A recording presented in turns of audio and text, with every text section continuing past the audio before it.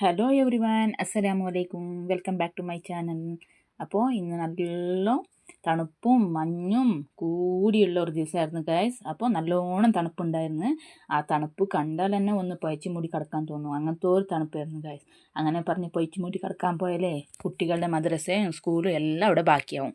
അപ്പോൾ കുട്ടികളെ മദ്രസയിൽ അയച്ചിട്ട് കുട്ടികൾക്ക് ബ്രേക്ക്ഫാസ്റ്റിന് റെഡിയാക്കാം. അപ്പോൾ ഞാനിന്ന് ബ്രേക്ക്ഫാസ്റ്റ് ചെയ്യാൻ പോണത് കർണാടക സ്റ്റൈലിൽ പൊരി ഉസ്ലി.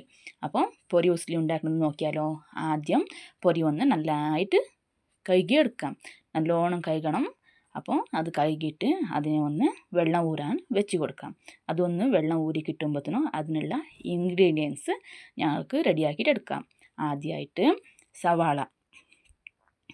സവാള എന്ന് പറഞ്ഞാൽ നിങ്ങൾക്ക് ആവശ്യത്തിനുള്ള 3-4 സവാള എടുത്താൽ മതി. 4 പച്ചമുളക്, കൊറിയൻഡർ ലീഫ്, കറി ലീഫ്. പിന്നെ ഒരു കടായി അടുപ്പിൽ വെക്കാം. അതിൽ ഇച്ചിരി എണ്ണ ഒന്ന് ചൂടായതിന് അതിൽ കടുകിട്ട് കൊടുക്കാം. പിന്നെ കറി ലീഫ് നിങ്ങൾക്ക് ആവശ്യത്തിന് അനുസരിച്ചിട്ട് കൊടുക്കാം. അതായത് തന്നെ അതിലേക്ക് സവാള ആഡ് ചെയ്യാം. സവാള 3-4 ആഡ് ചെയ്യാം. കുനുകുനാ അരിഞ്ഞ സവാള നല്ല ടേസ്റ്റി ആയിരിക്കും. നല്ല കുനുകുനാ അരിയണം. അപ്പോൾ അതിനെ ഒന്ന് നല്ലോണം ഇളക്കി കൊടുക്കാം.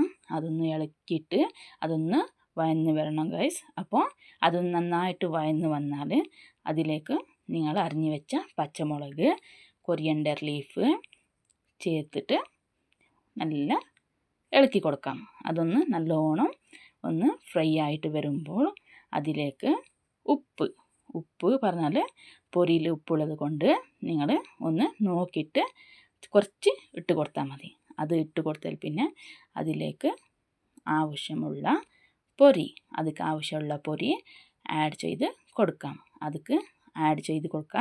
അത് ആഡ് ചെയ്ത് തന്നെ അതിനെ ഒന്ന് നല്ലോണം എന്ന് പറഞ്ഞാൽ നല്ലോണം ഇളക്കി കൊടുക്കണം ഗൈസ്. ഇല്ലെങ്കിൽ ഉപ്പ് അവിടെ ആയിപ്പോവും.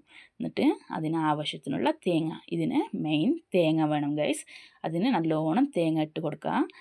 നല്ലോണം തേങ്ങ ഇട്ടിട്ട് ഒന്ന് നല്ലോണം ഇളക്കിയിട്ട് അതിനെ ഒന്ന് ചൂടാക്കിയെടുത്താൽ നിങ്ങൾക്ക് വേണമായ പൊരി ഉസ്ലി റെഡി.